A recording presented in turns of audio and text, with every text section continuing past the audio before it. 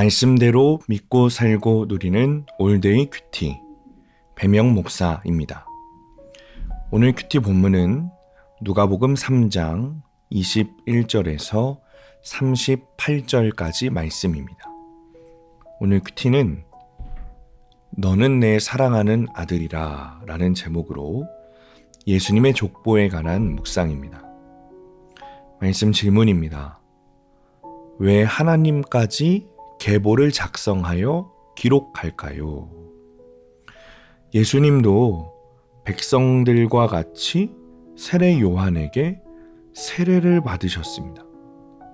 이것은 하나님의 아들이신 예수님께서 인간의 낮은 자리까지 내려오셨다라는 것을 의미하고 있는 것이죠. 우리를 위해서 인간의 몸으로 고난을 받으시려고 하는 그런 모습인 거예요. 21절을 보면 백성이 다 세례를 받을새 예수도 세례를 받으시고 기도하실 때 하늘이 열리며 성도인 우리도 주님을 따라 지체들의 구원을 위해 낮아지는 자리로 가야 합니다. 그들의 눈높이에 맞추어야 합니다. 때로는 이 일이 얻는 것 하나도 없고 손해보는 것 같을 수 있습니다. 하지만 하나님은 그렇게 행하는 자에게 내 사랑하는 자야, 내가 너를 기뻐하노라 라고 말씀하시죠. 예수님은 다윗의 후손으로 나셨습니다.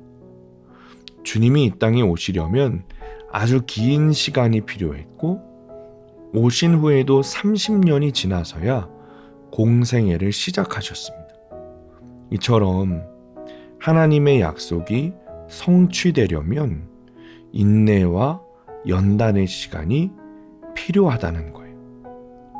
우리의 계획대로 되지 않는 그 고난의 시간이 사실은 하나님께서 허락하신 나의 구원을 위해 하나님이 허락하신 훈련의 시간이라고 여겨야 하는 것입니다.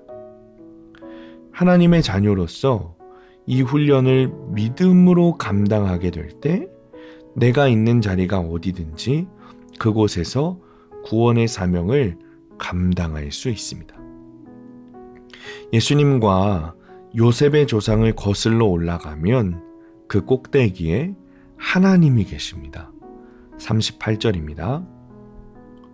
그 위에는 에노스요, 그 위는 셋이요, 그 위는 아담이요, 그 위는 하나님이시니라. 예수님은 창조주 하나님의 아들이십니다. 하지만 오늘날 세상은 악하고 음란해서 인권을 앞세우기도 하고 그래서 창조주 하나님의 주권을 인정하지 않는 사람들이 많습니다. 그리고 결혼과 가정의 질서를 파괴하려고 하는 사람들이 많습니다. 따라서 성도가 된 우리는 매일 주시는 말씀을 믿고 살고 또 누리면서 가정을 지키고 하나님의 질서에 순종해야 합니다. 이렇게 말씀대로 살아내려고 하는 것이 하나님의 자녀의 특권인 것입니다. 적용 질문입니다.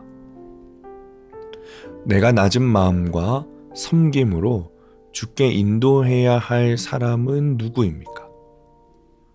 두 번째, 나를 힘들게 하는 배우자가 나의 구원을 위해 수고하고 있음을 인정합니까? 오늘의 원포인트, 하나님의 창조 질서를 회복해야 합니다.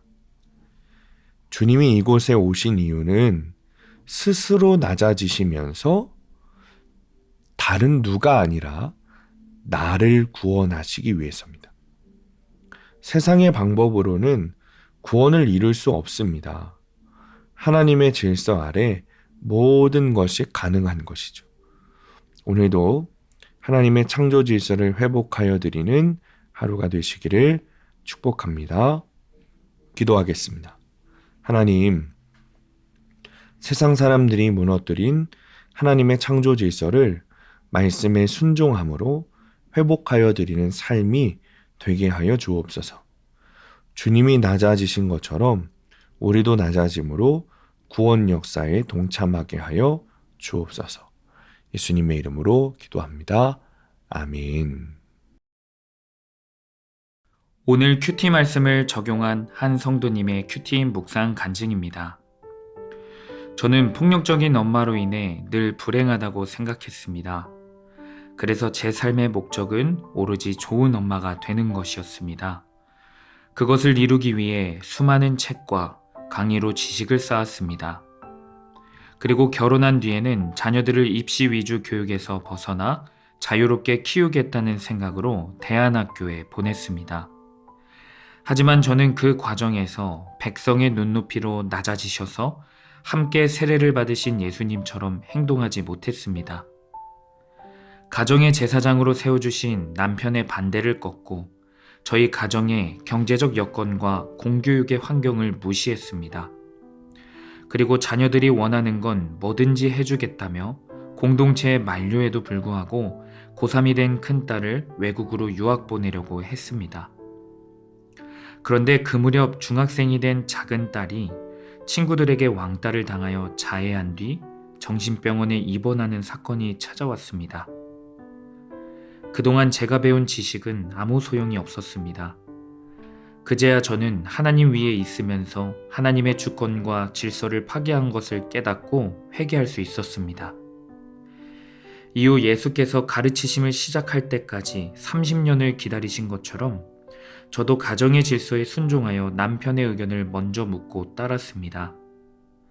큰딸은 교회 공동체의 권면에 따라 검정고시를 치르고 형편에 맞게 국내에 있는 대학에 진학했습니다. 그 후 자기 적성에 더 잘 맞는 학과로 편입하여 공부하다가 지금은 직장에 다니고 있습니다. 이렇게 내 계획과 기대를 내려놓고 말씀을 듣는 공동체에 묶여가다 보니 하나님이 저희 부부와 자녀들을 제자리로 돌아오게 하셨습니다. 고난을 통과하며 평범한 것이 가장 비범한 것이라는 진리를 알게 해주시고 현재 나의 환경이 최고의 선물임을 깨닫게 하신 하나님께 감사드립니다. 적용하기. 자녀를 특별하게 키우려는 부모님들에게 교회 청소년부 교사로서 저의 간증을 나누겠습니다. 자녀들에게 용돈을 주기 전에 남편의 허락을 구하겠습니다. 오늘도 말씀대로 믿고 살고 누리는 성도님들 되시기를 축복합니다.